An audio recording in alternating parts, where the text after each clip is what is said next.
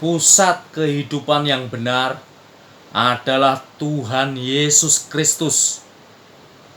Injil Matius pasal yang ke-28 ayat yang ke-20, Tuhan Yesus berkata, "Dan ajarlah mereka melakukan segala sesuatu yang telah kuperintahkan kepadamu, dan ketahuilah, aku menyertai kamu senantiasa sampai kepada akhir zaman."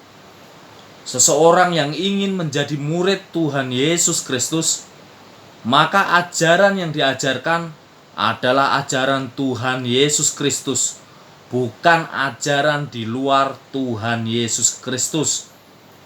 Di dunia ini, jika seseorang tidak mengajarkan ilmu kehidupan yang sudah Tuhan Yesus Kristus ajarkan di kitab Injil di Alkitab, maka orang itu akan merusak kehidupan rohani seseorang. Seseorang yang tidak mengajarkan ilmu kebenaran dari Tuhan Yesus Kristus untuk hidup di bumi ini, maka orang itu sedang mengajarkan ilmu kesalahan dan ilmu kesesatan yang berasal dari iblis, yang akan menghancurkan kehidupan jasmani dan kehidupan rohani orang lain.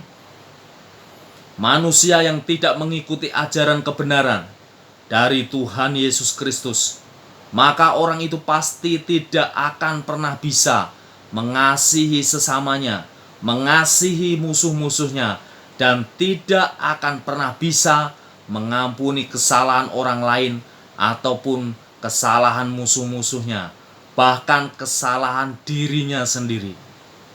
Orang yang tidak mengikuti ajaran Tuhan Yesus Kristus, orang itu pasti akan membalas kejahatan dengan kejahatan, akan selalu membenci orang yang melukainya. Orang yang tidak mengikuti ajaran Tuhan Yesus Kristus, orang itu pasti pikirannya selalu jahat, suka mencemooh, penuh percabulan, pencurian, pembunuhan, perzinahan, keserakahan, kejahatan, kelicikan, hawa nafsu, iri hati, hujat, kesombongan, kebebalan. Semua hal-hal jahat ini timbul karena orang itu tidak melakukan ajaran Tuhan Yesus Kristus.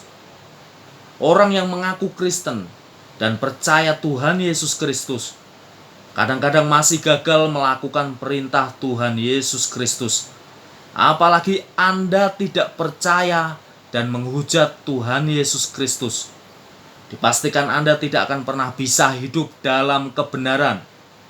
Orang yang tidak melakukan ajaran Tuhan Yesus Kristus dan menghujat Tuhan Yesus Kristus, dipastikan orang itu akan melakukan kejahatan seumur hidupnya dan tidak akan pernah bisa hidup bahagia dan damai di bumi ini.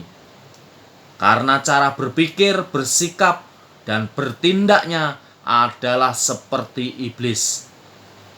Jika hati Anda masih jahat, tidak ada kasih dan pengampunan, iblislah yang Anda sembah.